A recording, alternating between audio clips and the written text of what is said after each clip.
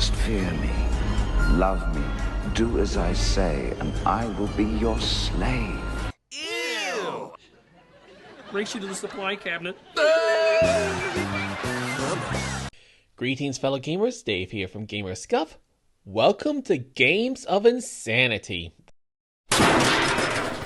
This is part 3 of my breakdown of how a Sonic the Hedgehog game would fit into the bizarre world of Jim Henson's Labyrinth. Part 1 and 2 you can find through the link in the description. Now, we've already explored the plot for this bizarre mix. We experimented with the type of gameplay. Now we dig deeper into the different stages and boss battles that can come from this. This is probably the most creative part of this game of insanity, so I for one cannot wait. Juice and jam time! For this game, the labyrinth is split into 4 sections which you will need to unlock in order to find the special vaults containing Chaos Emeralds in order to progress in the game. But in order to do so, requires navigating your way towards and beating a boss battle in each section. So, to reiterate, we have a giant hub world broken down into 4 sections. You're required to beat a boss in order to unlock each section. Therefore, find all the keys and vaults in order to acquire all the Chaos Emeralds and reach the Goblin Castle. Everybody got that?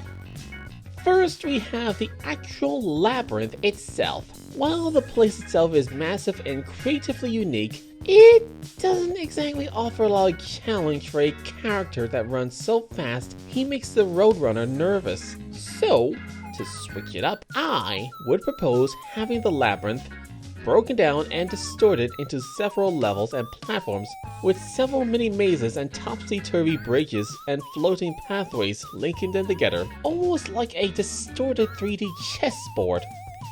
This can allow for plenty of challenging platforming and various exploration for both Sonic and Amy.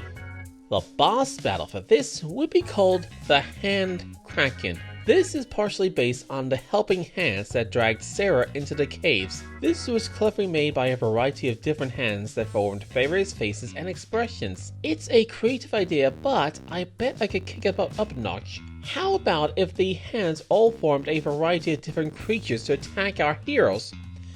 Sonic would chase them in eagle form using homing attack on the wings or head when close enough, similar to the egg Beetle boss from Sonic Unleashed. Amy would then attack them in troll form with long-range weaponry in place, while also avoiding various punches that pop up on the ground. Now we have the Bog of Eternal Junk. Basically a merge between the Bog of Eternal Stench, yes really, and the Junkyard that almost trapped Sarah in a manifestation of her childhood nostalgia and materialism. Yeah, a little easy to forget how artsy the film was. Basically, the bog itself is a murky swamp with partially dull colors and worn down trees. Throw in piles of garbage left, right, and center, and you have quite the vacation spot. Anyway, the swamp water is toxic, so it's another obstacle to avoid, which can be achieved with grinding on overgrown tree branches and platforming on random pieces of junk. This is perhaps a good excuse to bring back the giant frogs from Sonic Heroes to Sun Rain in order to create new pathways with trees and leaves, as well as grind on the vines of the bog. We already have Kermit the Frog on the scene. I'm sure he could pull a few strings to make this happen. Then again... The boss battle I would have for this section would be a mutated version of the Junk Lady, combining with junk piles and the bog, forming a giant distorted troll-like monster.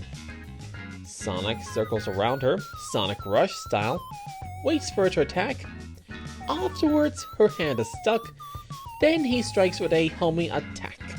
Afterwards, Amy platforms from above, often using melee weapon to swat junk thrown at her to avoid damage, then fires from behind at the monster's giant backpack. Perfect irony for her defeat if you ask me. Now for the Chilly Minds. just like the before, we merge the underground dungeon with the chilly forest.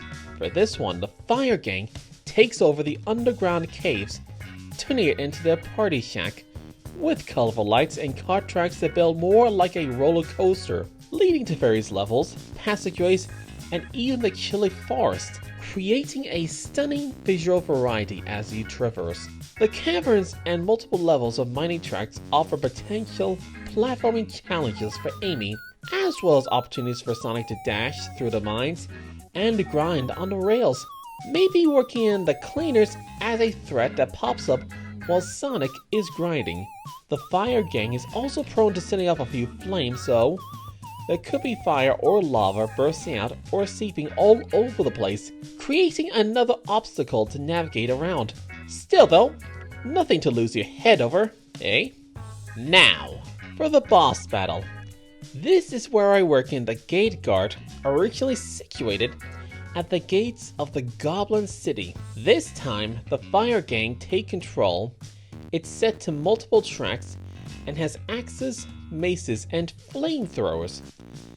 Sonic quick steps in between the tracks while avoiding missile attacks and fire blasts, while waiting for one of the gang members to pop up, enabling him to strike with a homing attack for maximum damage, or strike at the wheels set to the tracks multiple times, very similar to the Egg Albatross boss from Sonic Heroes. After a few hits, the guard stalls, allowing Amy to navigate the platforms to certain points where she has a choice of attacking with long-range weaponry for out-of-reach weak spots, or getting close towards one of the cockpits of the robot, allowing maximum damage. Now we move on to the final stage, the climactic storming of the Goblin City. This time, however, the player automatically switches between Sonic and Amy at certain points as they burst through the gates and storm the Goblin City. Amy platforms through the houses and tall rooftops, taking down air troopers and large brutes with all of her weaponry acquired. Sonic sticks to the pathway, blasting through all the ground troops as he makes his way through the city towards the castle, in between which you would have Hoggle, Ludo, and Sir Didymus teaming up with the Muppets in order to offer additional support for the battle, mostly through comedic hijinks. This can range from Ludo summoning the rocks, Didymus accidentally fending off several goblins while claiming it was deliberate, to pretty much an excuse to working classic Muppet gags, such as being chased by the fuse of dynamite, and even Gonzo launching cannons to the beat of the 1812 overture from Muppets Tonight, resulting in a climax that is as epic as it is comedic. Now for the penultimate, the Big Whopper himself, the colossal form of the perfect Goblin King, which I would like to call the Labyrinth Titan. Basically a gigantic, colossal version of Jared, while also combining with the Labyrinth and the Escher Staircase. Anyway, by this point, all the other stages have been cleared, and both Hedgehogs have collected the Chaos Emeralds, so it makes sense for both Hedgehogs to go Super.